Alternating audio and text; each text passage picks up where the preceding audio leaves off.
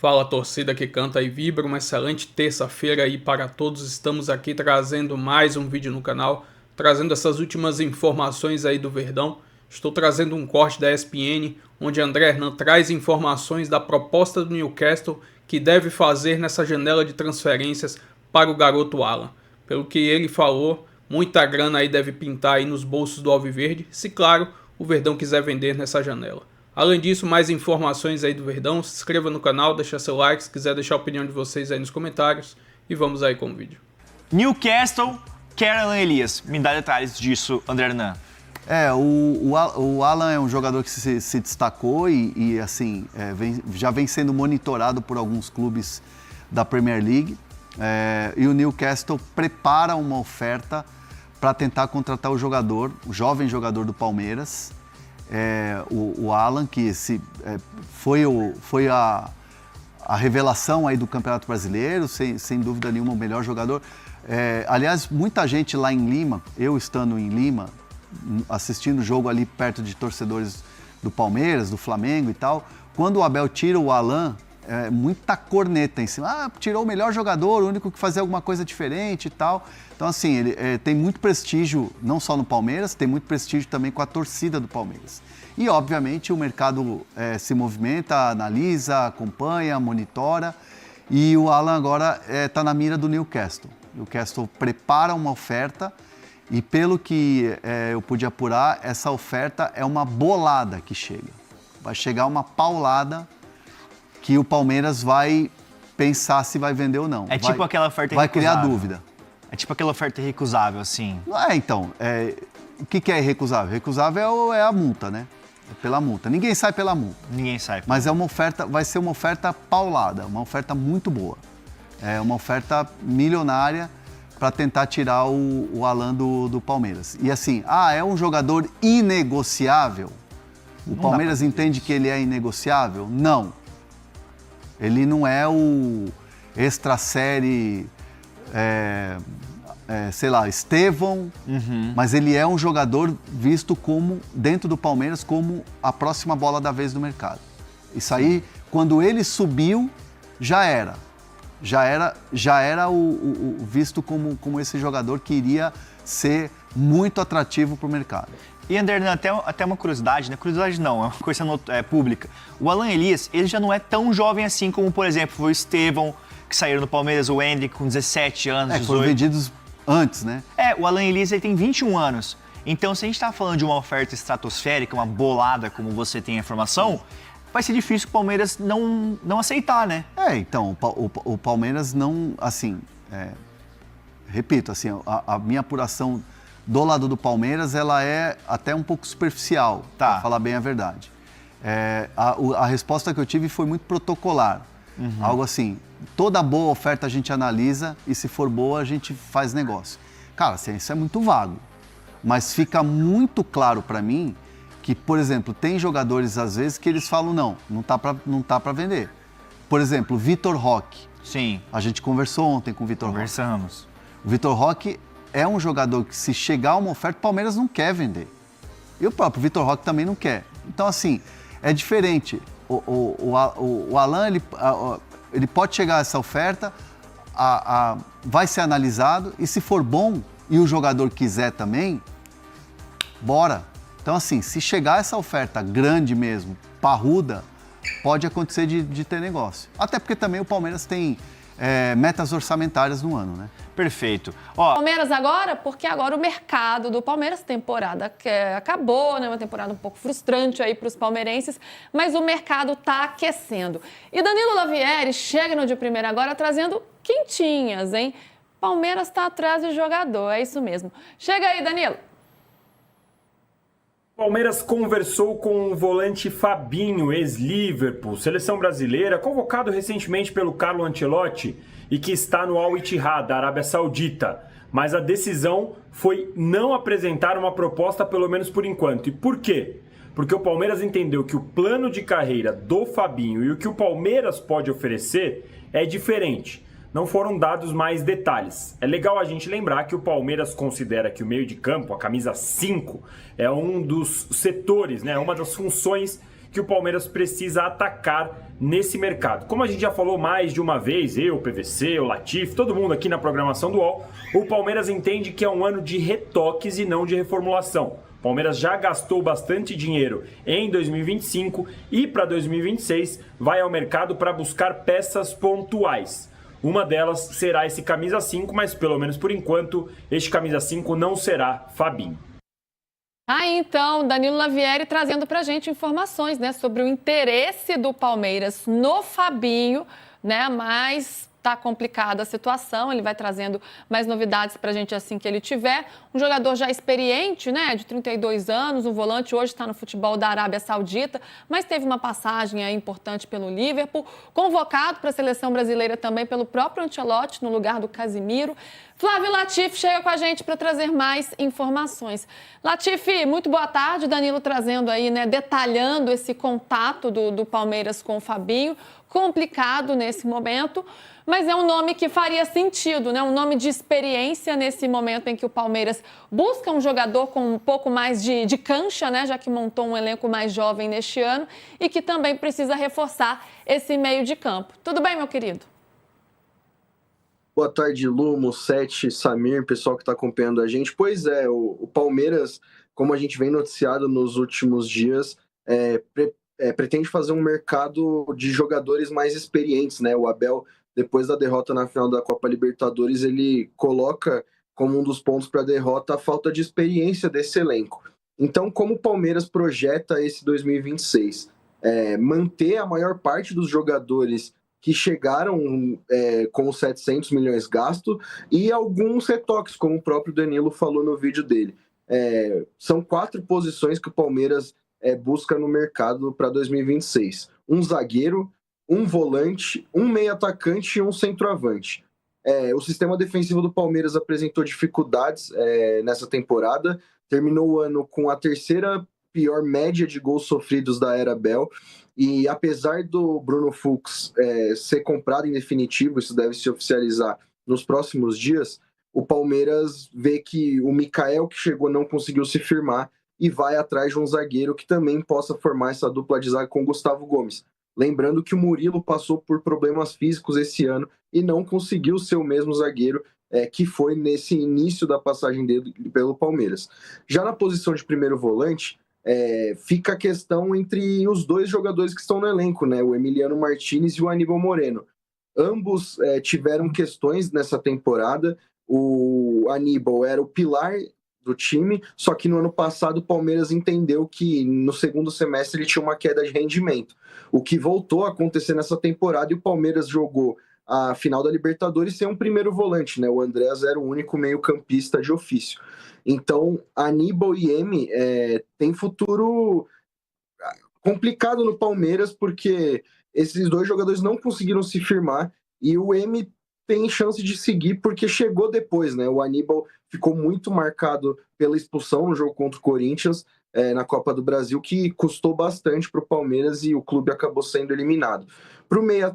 Como meio atacante, o Palmeiras sonha com o John Arias, a gente trouxe essa informação com o Guilherme Xavier no início da semana, e o clube também quer um centroavante, já que Luiz e Bruno Rodrigues não conseguiram mostrar serviço quando precisaram, e o Palmeiras vai ter o retorno de Paulinho, que é uma ajuda muito grande, mas ainda falta um camisa 9 para concorrer com Flaco Lopes e Vitor Roque, que têm sido convocados, ambos, né, têm sido convocados pelas suas seleções e desfalcaram o Palmeiras nessa temporada. Latif, você deu um belo panorama pra gente aqui, só para eu ver se eu não me perdi, hein? Se a gente olhar, busca os 4 reforços que você colocou, né? Zagueiro, volante, meio atacante e um centroavante. Murilo está nesse momento, né, um pouco irregular, o Fux vai ser comprado. E Mikael, tendência a sair, é isso? Isso, Lu. O Mikael, ele custou 5 milhões de dólares, não foi barato.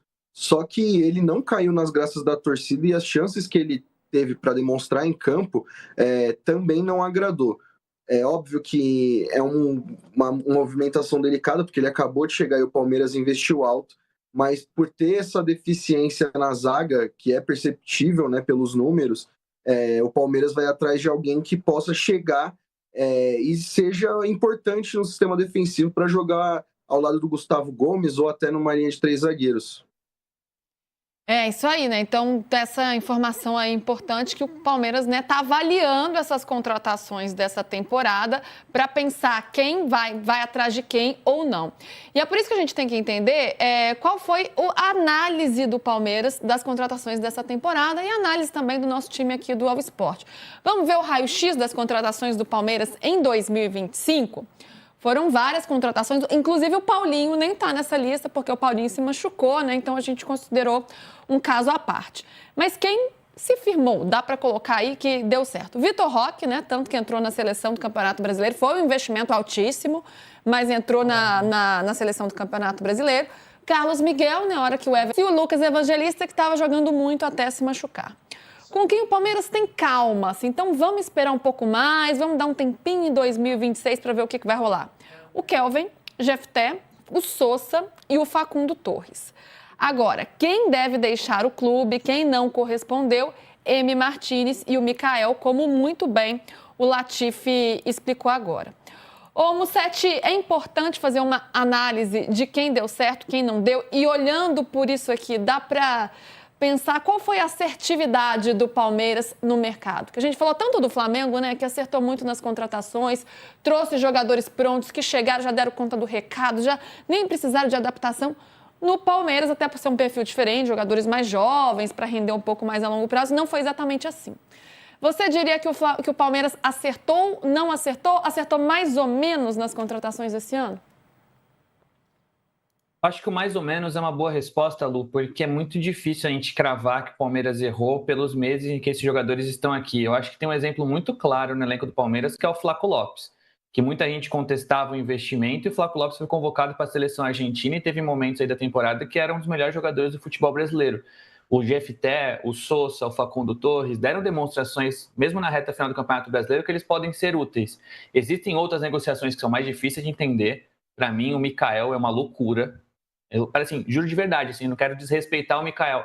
Assistindo na TV, eu já tinha essa percepção. Em Santos e Palmeiras, na Vila Belmiro, parecia que o Mikael era um estranho no jogo do Palmeiras. O Palmeiras é um time mesmo com reservas, com jogadores técnicos que sabem o que estão fazendo, assim. E o Mikael parecia um cara que estava escalado errado, assim. Ele não tem condição. Ele jogou na linha de 4 e foi mal. O Abel mexeu pro segundo tempo, ele foi mal. Todo mundo driblava o Mikael, assim. Era uma presa fácil pro Santos, que teve problemas e brigou contra o rebaixamento até a última rodada. Então, 5 milhões de dólares no Mikael, eu contesto muito quem aprovou. Seja Abel, Scout, essa negociação não faz sentido. As demais, eu entendo que ali tem jogadores que a gente precisa ter calma, e esses jogadores com calma podem vingar. Talvez no ano que vem a gente esteja falando que a gente foi precipitado na avaliação. O Flamengo já contratou jogadores que têm menos dúvidas. Claro que o Jorginho ia dar certo, que o Saúl, teoricamente, ia dar certo. O Royal, a gente tem dúvidas, né? Mas como a gente ia apontar que o Samuel Lino não desse certo? São investimentos altos, jogadores que eram titulares ou frequentemente titulares na Europa. É muito mais simples. O Danilo, como é que o Danilo não ia dar certo? O Palmeiras investiu não só para esse ano. Então acho que a gente precisa de um pouco de cautela, esperar a próxima temporada. O único jogador que eu cravo aqui que o Palmeiras errou e eu não consigo entender é o Mikael, porque para mim é assustadora a contratação dele por esse valor. Ler o pronunciamento da Leila com relação ao assunto. Durante esse ano, eu participei de vários debates com presidentes de outros grandes clubes, nos âmbitos da CBF e da Libra. E o Flamengo sempre se omitiu. Portanto, é até louvável que o Flamengo apresente uma proposta supostamente em benefício do futebol brasileiro e não somente em benefício dele próprio. O fato é que não há qualquer evidência científica de que os campos sintéticos ofereçam maior risco de lesão aos atletas. Inclusive, desde que implementou o gramado artificial no Allianz Parque em 2020, o Palmeiras é um dos clubes da Série A com o menor número de jogadores lesionados. Se a atual gestão do Flamengo, comandada pelo presidente BAP, estivesse realmente preocupada com a qualidade dos gramados do Brasil, o campo no Maracanã não seria tão ruim quanto é. Aliás, o Flamengo, no dia que tiver um estádio próprio, pode instalar nele o tipo de gramado que quiser. O Palmeiras tem estádio próprio e optou por colocar um gramado artificial. Eu também tenho um estádio, a Arena Crefisa Barueri, e decidi pela implementação do piso sintético.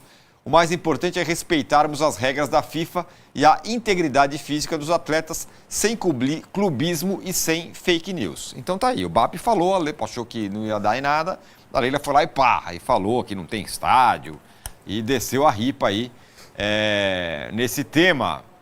Mas a gente estava conversando um pouco antes do programa e você estava falando que não, a questão não é exatamente o gramado sintético, é um embate. Não, acho que também é, né? Acho que também é o gramado sintético. Tem o que eu penso como jornalista e como amante do futebol, e tem o que está posto. Vamos lá. Deixando bem claro o que eu penso. Acho que o Palmeiras deveria ter um gramado natural bom. Ponto. Primeiro, começa com a fake news, Messi não joga no sintético. Joga. Tá jogando. Suárez não joga no sintético. Joga. Não jogou aqui no Brasil, mas jogou lá na MLS. Depois vem a notícia da sintético machuca o jogador. Também não há comprovação que machuca o jogador.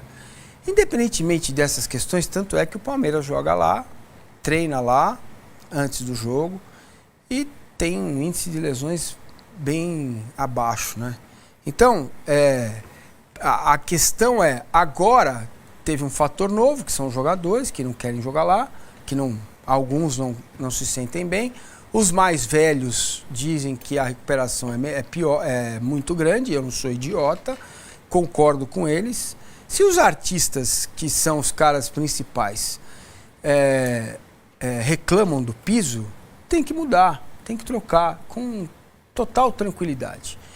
O que eu ponho para vocês é que desde Abate Abel, São Paulo e Palmeiras, quando o Flamengo perdeu a liderança do campeonato por perder um jogo em Salvador, lembrem-se que o Abate Abel tinha, até ser suspenso, qual é o time da Série A que ele mais apitou jogos? Flamengo. Então não havia nenhuma reclamação quanto à questão da arbitragem do Abate Abel. A partir do jogo contra o São Paulo, quando o Flamengo perde o jogo dele, perde a liderança, Bap e Boto entenderam o seguinte: ora só, ora as bolas, quem é que vai disputar comigo as principais competições? É o Vasco, rival local? Não é.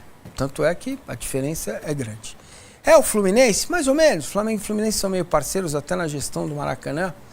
É o Botafogo? Onde está o Textor? Vocês sabem onde ele está? Está tentando salvar o Botafogo.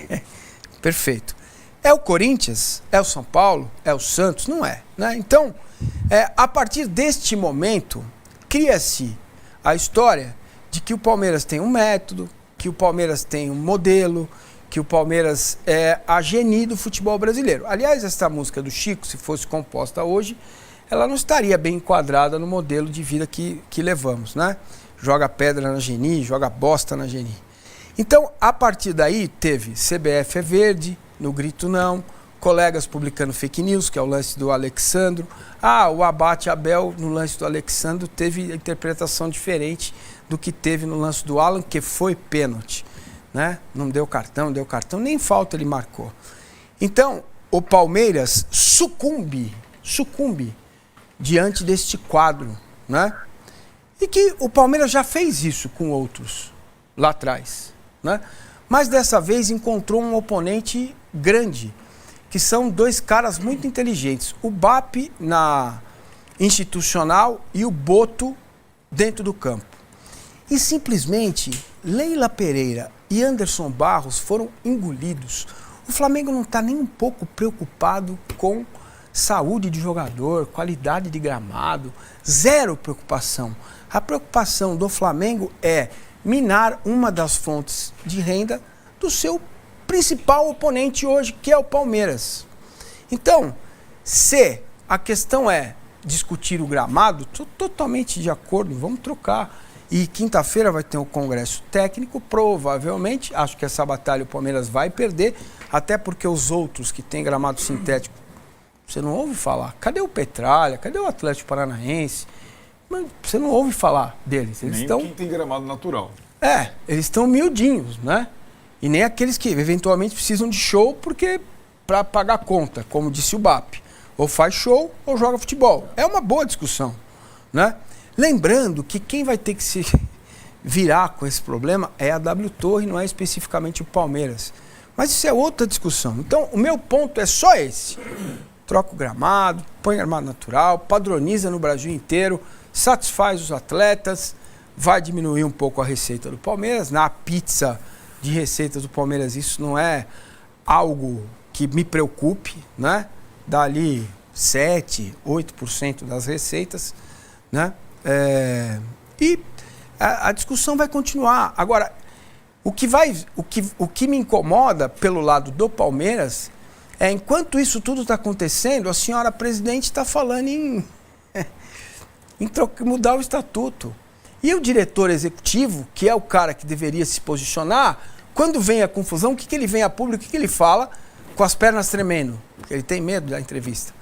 Ele fala assim, não, vamos discutir internamente essa questão. Já era. A questão midiática foi completamente derrubada pela potência que é o Flamengo, pela audiência que tem o Flamengo, pelo tamanho da sua torcida, né? E pela campanha sistemática que foi feita a ponto dos árbitros engolirem um apito, ficarem com medo de apitar lances a favor do Palmeiras. O Maracanã ficou muito claro isso, quis o destino que o jogo fosse logo na sequência ali pertinho contra o Flamengo no Maracanã, quando o Palmeiras errou pra caramba, tomou 3 gols, mas foi severamente prejudicado pela arbitragem.